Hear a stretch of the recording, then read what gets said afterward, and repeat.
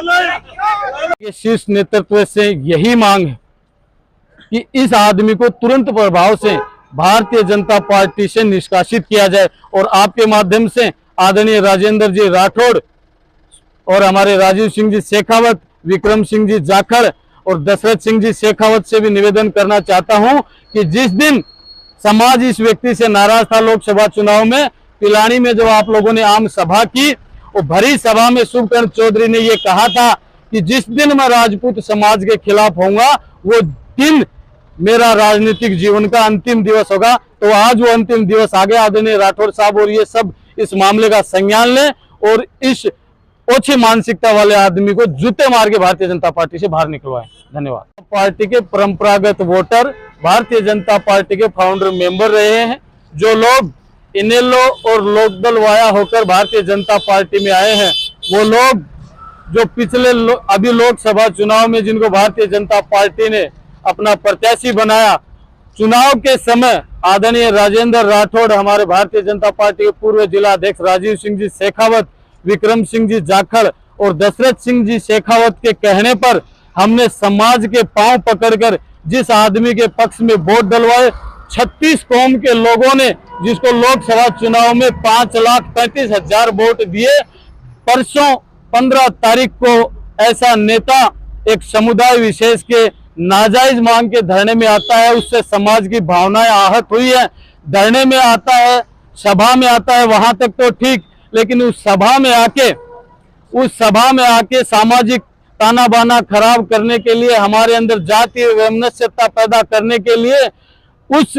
लड़की को, उस कुल केतु लड़की को जो जिसने कुल का नाम खराब किया, कुल को कलंकित किया है, उस लड़की को महान बताता है। और मैं आपको बता दूं कि हिंदू रीति रिवाज में भारतीय जनता पार्टी जो विश्व की सबसे बड़ी पार्टी है और सनातन धर्म और सनातन संस्कृति की संरक्षक के रूप में जानी जाती है, ऐसी पार्टी का लोकसभा क्षेत्र का प्रत्याशी यहाँ सूरजगढ़ की धरती पर आकर ये कहता है कि जो प्रेम विवाह किया, क्योंकि मैं आपको बता देना चाहता हूं संस्कृति अनुसार विवाह कोई दो लोगों का मेल नहीं, विवाह हमारे धर्म के अंदर, हमारे संस्कृति के अंदर दो परिवारों का मेल होता है, जो यज्ञ हवन आदि करके संपन्न किया जाता है। और वो उस प्रेम विवाह को अपनी मोहर लगाकर प्रमाणित करना चाहते हैं और समाज में ये मैसेज और बच्चियों को देना चाह रहे हैं कि आप अगर घर से भक्ति हो तो कोई दिक्कत नहीं। उनका साफ ये कहना कि इस सृष्टि में भगवान ने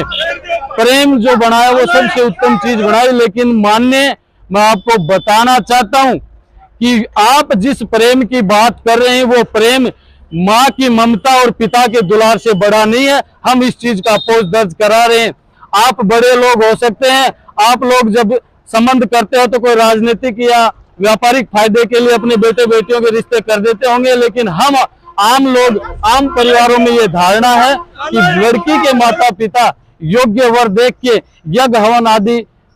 करवा के और लड़की को सह सम्मान विदा करते हैं। और आप ऐसे समाज में प्रेम विवाह का नाम लेकर ये वैमनस्यता पैदा करने का जो घिनौना काम आप कर रहे हैं, आप जो संदेश समाज को देना चाह रहे हैं, हम इसकी भरसक निंदा करते हैं। और आज तो आपका पुतला जलाया है, आने वाले समय में